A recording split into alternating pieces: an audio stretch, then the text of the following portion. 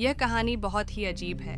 इस कहानी को समझने के लिए आपको ध्यान से पूरी वीडियो देखनी होगी, जिसमें हमें शुरुआत में दिखाया जाता है कि हाई स्कूल का छात्र शून्य ताकाहाटा अपना अधिकांश समय हिंसक वीडियो गेम खेलने में बिताता है।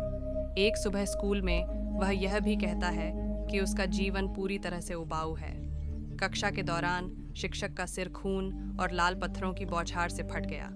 शिक्षक की गर्दन के स्टंप से एक दारूमा गुड़िया जैपनीज खिलौना निकलती है। शून अपने दोस्त सातक्के और उनकी पूरी कक्षा के साथ अचानक खुद को दारुमा सानगा कोरोंडा के एक घातक जैपनीज खेल में भाग लेने के लिए मजबूर पाता है, जिसमें छात्र हर बार हिलने डुलने पर एक एक करके मारे जाते हैं। इसके अलावा खेल की एक समय सीमा होती है।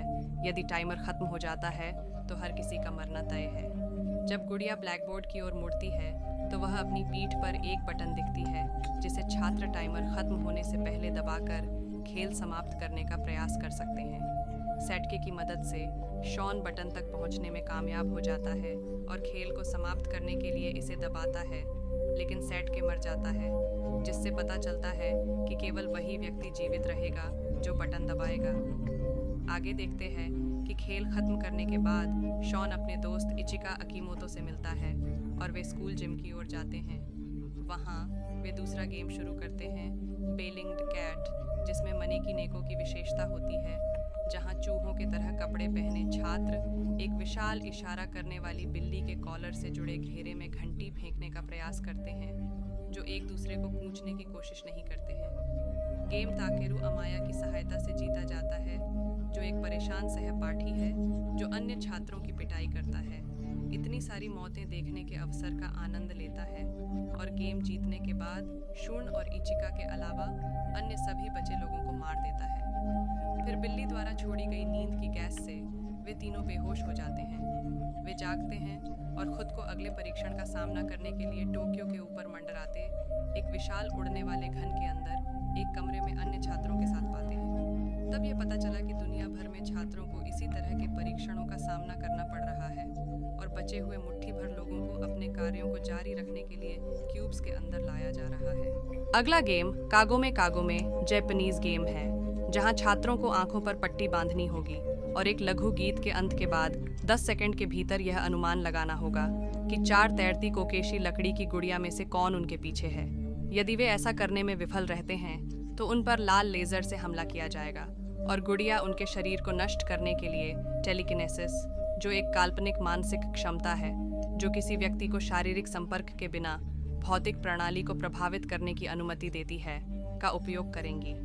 यदि खिलाड़ी यह अनुमान लगाने में सफल हो जाता है कि उनके पीछे कौन है और कोकेशी हार जाते हैं, तो वे सभी विस्फोट कर देंगे और उनमें से एक उत्तर कुंजी जारी करेगा, जिससे छात्र कमरे से बाहर निकल सकते हैं और अगले चरण में प्रवेश कर सकते हैं। शॉन अपने पूर्व सहपाठी शोको ताकासे से मिलता है और गेम जीत कर उसे बचाता है, जबकि उनके 2 रूममेट ताइरा और ताओका मारे जाते हैं और दोनों इचिका और एक अन्य खिलाड़ी युकियो सनाडा के साथ फिर से मिलते हैं, जिन्हें वे खेल के 5वें पड़ाव द्वारा मारे जाने से बचाते हैं। उनके हाथ पकड़कर चारों इजी ओकू और कोटारो माएदा के साथ अगले स्तर पर पहुंच जाते हैं, जहां उन्हें एक विशाल मुस्कुराते हुए कोकेशी सिर को अनलॉक करने के लिए अपनी चाबियों का उपयोग करना पड़ता है। अमाया 3 और चाबियां लाता है और एक कैदी को मार देता है, जिसे वह कमरे में लाया था। जीवित बचे 7 लोग अपनी चाबियों का उपयोग करते हैं और विशाल सिर अगले कमरे में सुरंग खोदने के लिए लुढ़क जाता है। इस बीच प्रत्येक खिलाड़ी को दूसरों को देखने के लिए टेलीविजन स्क्रीन पर प्रदर्शित किया जाता है।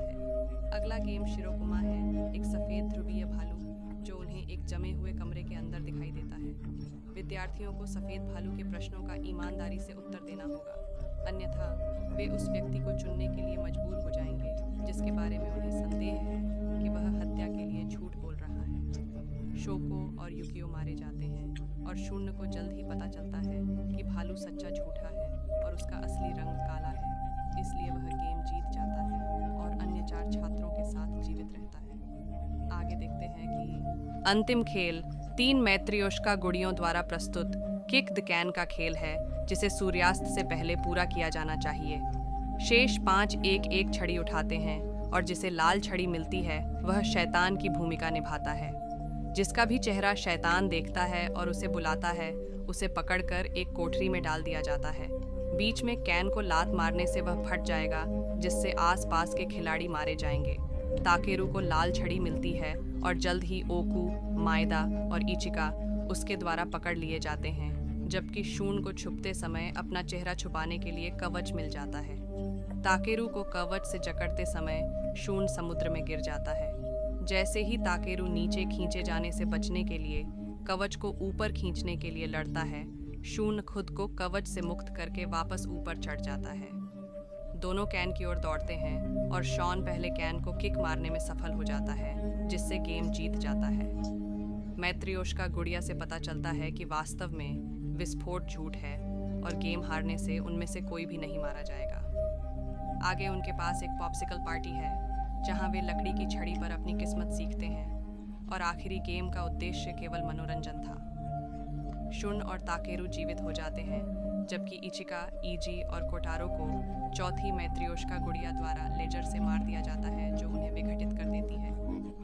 शुन और ताकेरू क्यूब के शीर्ष पर आते हैं, जहां वे देखते हैं कि भीड़ उनके लिए जयकार कर रही है, जबकि एनोकिडा ताकुमी, एक हिकिकोमोरी जो उन्हें अपने कमरे से देख रहा है, संभवतः भगवान की वास्तविक पहचान खोजने के लिए अपने घर से बाहर जाता है। ताकेरू जश्न मनाता है, जबकि शून अपने दोस्तों को खोने से निराशा में घुटने टेक देता है और कहता है कि कोई भगवान नहीं है।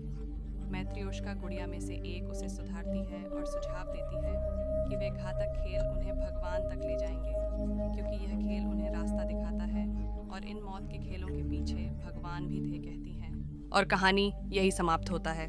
यदि वीडियो पसंद आए तो कमेंट करना ना भूले। इसी के साथ हमारी मुलाकात एक नए वीडियो में होगी। धन्यवाद।